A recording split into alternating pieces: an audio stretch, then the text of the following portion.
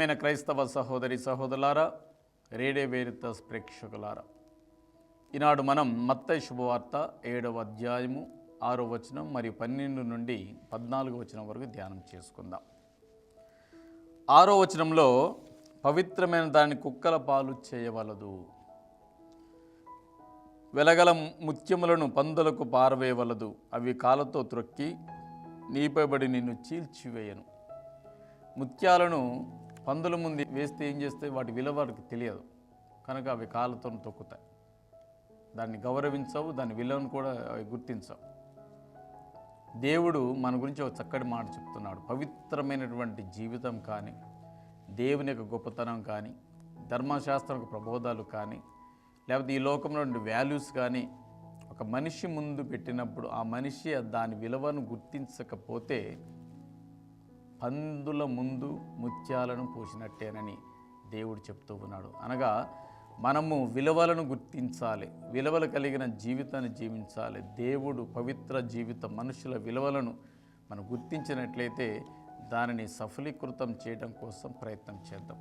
ఎప్పుడైతే చెవులో శంఖం ఊదినట్లుగా ఆ వ్యక్తి గ్రహించలేకపోతే ఆ యొక్క పవిత్రమైన జీవిత విలువలు వృధా అవుతుందని దేవుడు తెలియజేస్తూ ఉన్నాడు.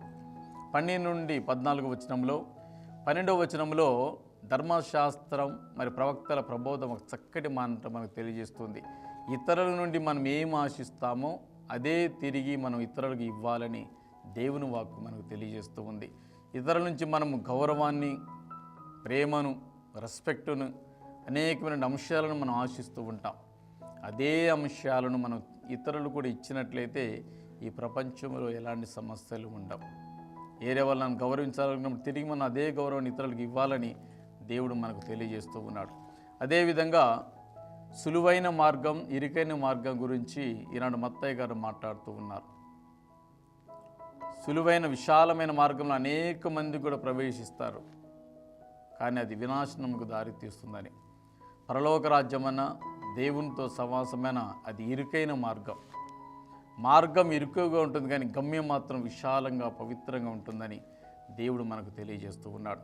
కనుక ప్రియమైన విశ్వాసులారా, దేవునితో సమాసం అంటే పవిత్రమైన జీవితాన్ని జీవించడం, త్యాగం చేయటం, మన యొక్క సమయాన్ని దేవునికి కేటాయించడం, దేవునితో వాసం చేయటం, ప్రప్రదమైనటువంటి విలువను, గౌరవాన్ని దేవునికి అందించడం, ఇవన్నీ కూడా చాలా సాధ్యమైనవి. అయినప్పటికీ కూడా ఇవన్నీ కూడా మనని పరలోక రాజ్యానికి చేరుస్తాయి. కనుక పవిత్రమైన వాటిని, విలువ కలిగిన వాటిని మనం గౌరవించుదాం, దేవుని యొక్క దీవెనలను స్వీకరించుదాం.